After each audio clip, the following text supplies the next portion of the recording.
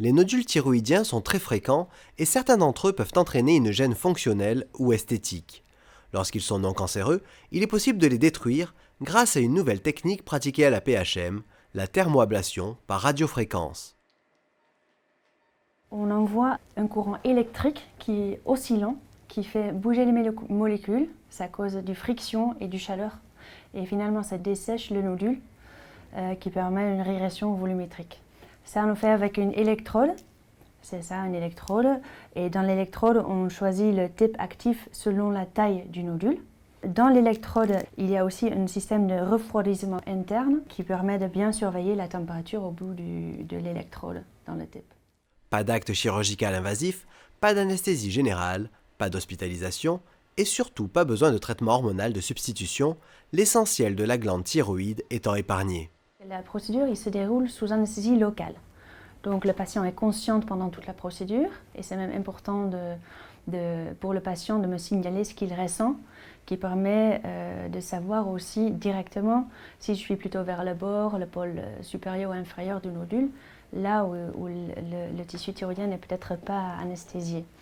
Et ça permet également de surveiller la qualité de voix, et ce qui peut donner des informations très importantes pour la procédure.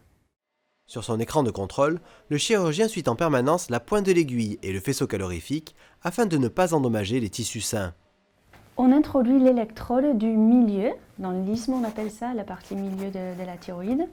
On introduit l'électrode, c'est comme une aiguille finalement. Et on place l'électrode exactement là où on veut, dans le nodule. On traite la périphérie comme le centre du nodule, qui permet de bien dévasculariser le nodule et qui permet finalement la régression du volume. À moyen terme, le nodule se résorbe sans avoir la possibilité de regrossir. Depuis sa mise en place en 2015 à l'hôpital de la Conception, près d'une centaine de patients venus de toute la France et de l'étranger ont bénéficié de ce traitement. Alors ça fait des petites douleurs, un petit peu vers l'oreille, un petit peu vers les dents, mais quelque chose de très très supportable. Comme si on avait mal aux dents ou des petites douleurs comme ça. Mais rien de bien spécial, ça a duré à peu près une demi-heure je pense.